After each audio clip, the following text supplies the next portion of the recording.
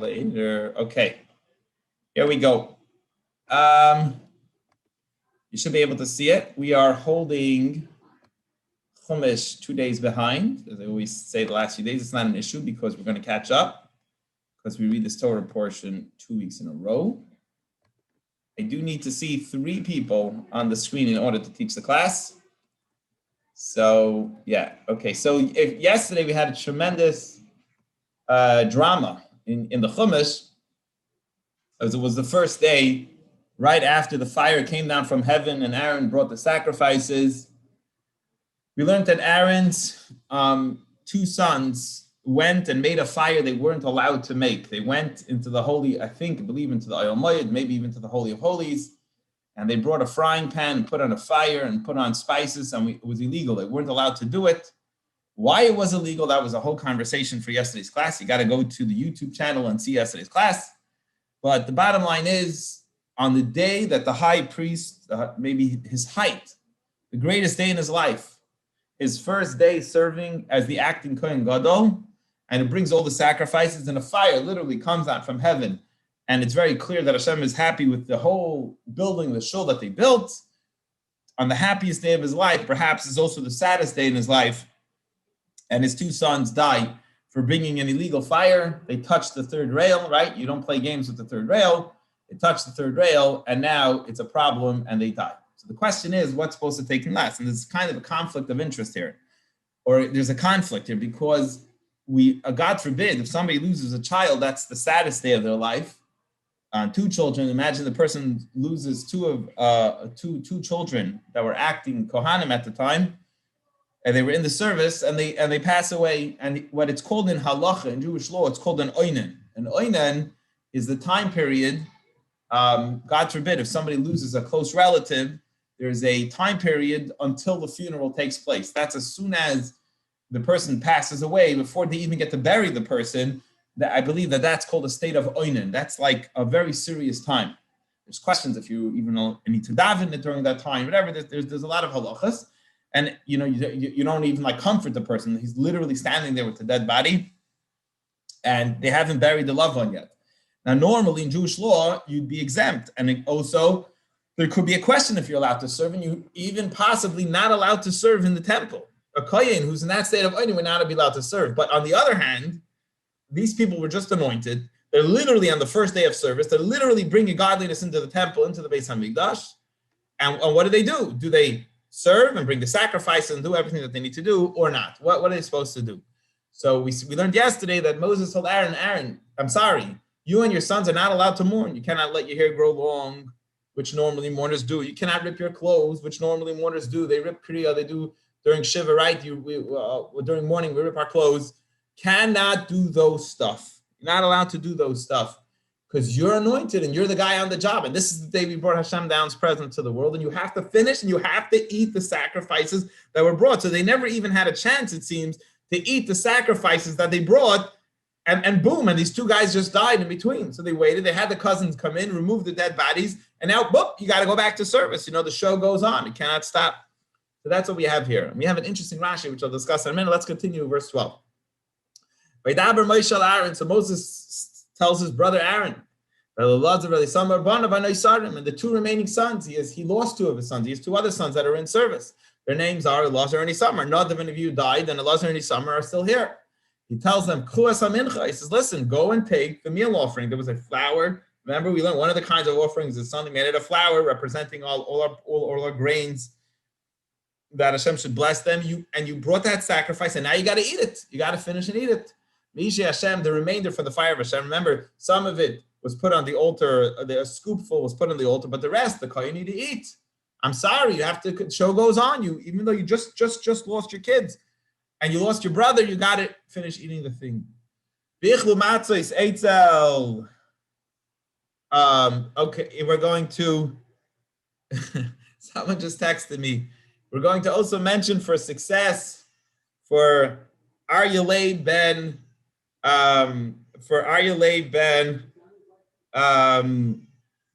Sarah Naomi, who's having a very important meeting, and he told me before to pray. I forgot to mention his name. He just texted me now. Are we mentioning his name? So yes, our Zoom mishpach is including Aryeh ben Sarah Naomi for a very big success in his meeting, his business meeting he's having today.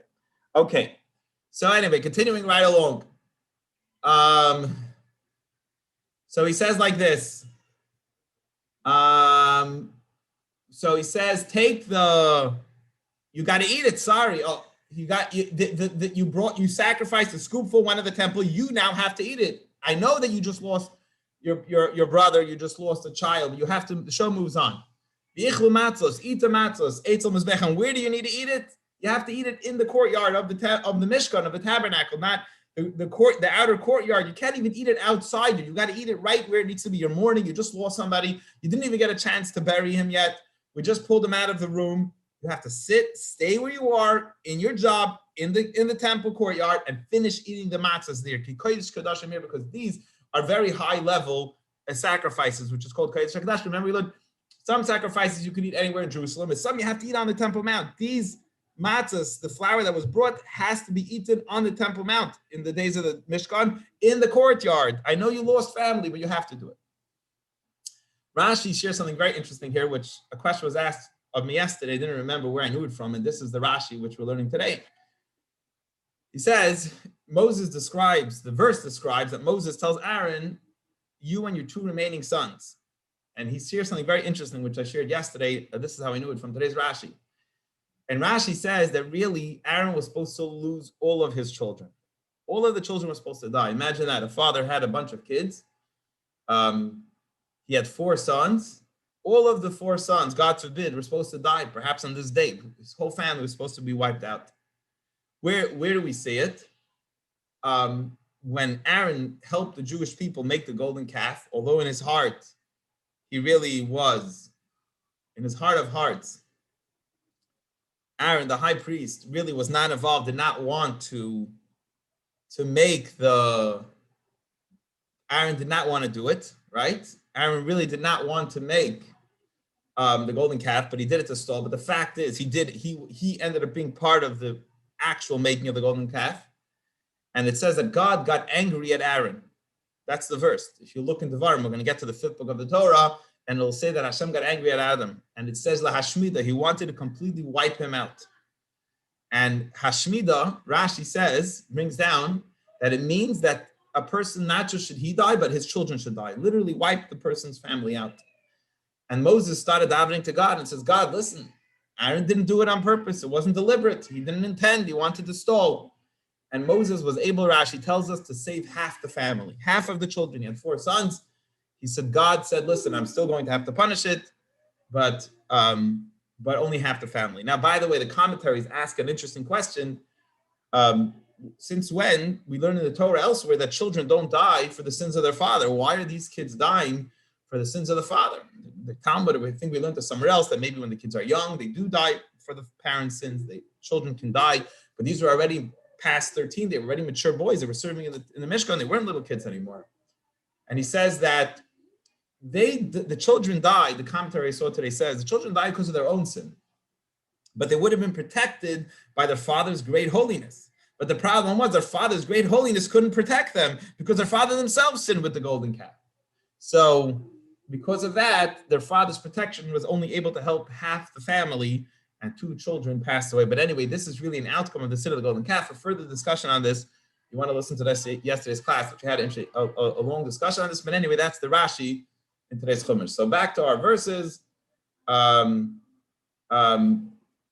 Moses is telling him, you got to bring the matzahs, you got to bring the meal offering, and usually it's a private offering. Rashi explains that people, when they bring the flour offering, but here that's eaten, this is a communal offering. This is a one-time thing for bringing down the holiness to the presence of the Mishkan. You got to eat it. This has to be eaten. There's no excuses. This is the first day we're dedicating the Mishkan.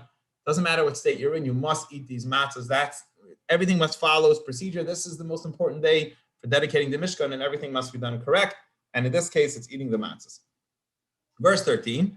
You should eat the matzahs in a holy place.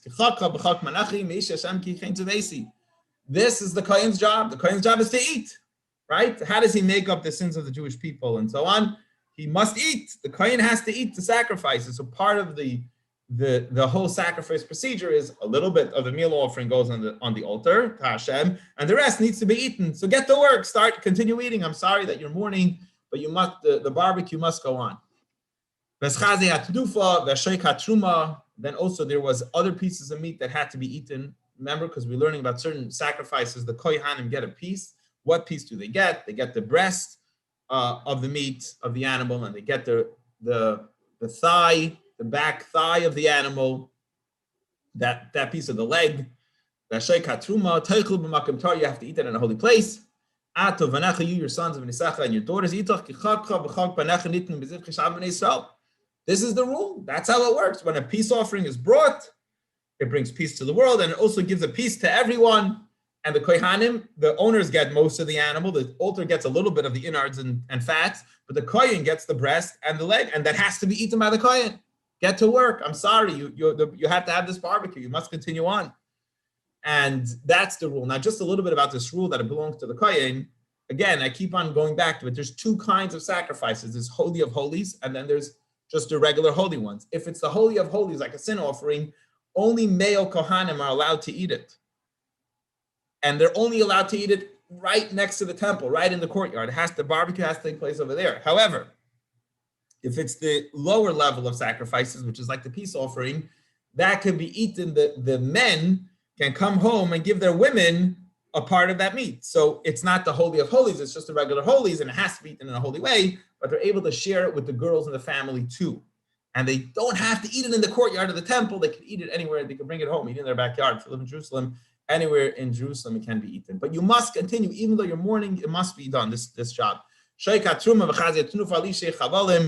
This is the section of the animals, the thigh and the meat, breast meat, and the fats, which you're not going to eat, which is going to be born in the temple. But what happens is there's a procedure done with that section of the animal. They raise it up and down. They raise it side to side, showing that Hashem is all over the world. The reason, that's why they lean in all different directions and protecting them from the bad winds, whatever the reason is. But that is what's done with these section of the animal. The fats will be burnt on the altar, and you, Mr. Kohen, Aaron and his two remaining sons will need to eat the breast and the leg, the hind leg. This was already waved in front of Hashem. This is what has to be done, and you have to eat it. It's holy, and even though you're mourning. And that is the end of today's Chumash. Any questions or comments on today's Chumash, my friends? Any questions or comments? Very interesting Chumash. We learn here about Shiva, again, the rules of Shiva. Normally, you do have to sit Shiva, unless you're the acting Kohen Gadol, high priest, in the first day of the dedication of the Mishkan, then you're not allowed to. But otherwise, we learn here, by the way, for example, the people that rip a bow when they're sitting Shiva, that's not correct. We see clearly that your clothes needs to be ripped during Shiva when somebody passes away, not a bow like some people do when they pass away. Anyway, that's the end of today's class. We'll move on to Tanya. If there's no questions or comments, we will move on. I got a quick question. Yes, Gregory, sure. Is there anything, I don't know if there's any writings or any discussion about, since this dedication of the Mishkan came with like a bittersweet moment, is it talk about maybe the third temple when we finish building it, it won't be like that? Or there's something to it. Obviously everything happens for a reason. We're supposed to learn something from everything. And I understand, we discussed, why it had to happen, but for it to happen at that moment and for them to be eating the food, with almost, it was joyous, but at the same time, you can't fight, but you can't fight the feeling of, your family. You're saying a good thing. Maybe on a very simple level, the message is that we're human beings, and being human beings is that we're just a mixed bag of good and bad. So, you know what I mean? Like, there's no perfection in this world. Like, there is no perfection, and there'll always be challenges. And they could be we spoke about this yesterday, that they're even on the giving of the Torah, the people looked at God in an unhealthy way. So it's just part of who we are. I think that's part of being human. It's part of being human is that, like on the day of, like you would think nobody would make a mistake or do anything wrong, and two people die, drop dead in the middle of the wedding, but it's part of life. I'm just thinking about it. God, little things like with my every other week I'm running to the doctor. One broke his foot, one kid needs stitches. It's like I'm already like used to it. Like it's I'm not gonna. I had to take my kid for stitches a week and a half ago, 2 weeks ago, and I'm like he's freaking out. I don't know. My kid one of my kids actually he's thank God okay. It's not like fell down the steps, a couple of steps. My 2-year-old. There's only so much you could do. You can't that's life. I don't know. I just feel like that in a way. You know what I mean? So is that the lesson that it's never going to be perfect? So I want to say, so my point is here, I believe, as far as I understand, we're trying to bring Mashiach, as we're learning in Tanya, we're trying to change the world. That's the whole point. We're trying to change things. We want to really change things. So until Mashiach's coming, the world is a place of good and bad. It's a mixture of good and bad. There's going to be negativity and positivity together. And our goal, and why we're learning Torah and doing mitzvahs is because we're really trying to bring Mashiach and really change. Just get rid of the bad and bring in that it should be totally good. And that's why it's taking us perhaps so long. For 2,000 years, we're working on this very difficult job of really, getting rid of the bad. That's the whole point. I like a little bit of I have no idea if this is correct. It's probably incorrect, but in my brain, there's so many people who are into mental health today, like really trying to help people. Even our jail system, like people are realizing, like instead of locking people up after. And I agree. I know whatever there's politics and everything, but I actually agree with that. I think a lot of the people who get locked up have real mental health issues. Just look at the people in jail. There's really something mentally wrong with a lot of them.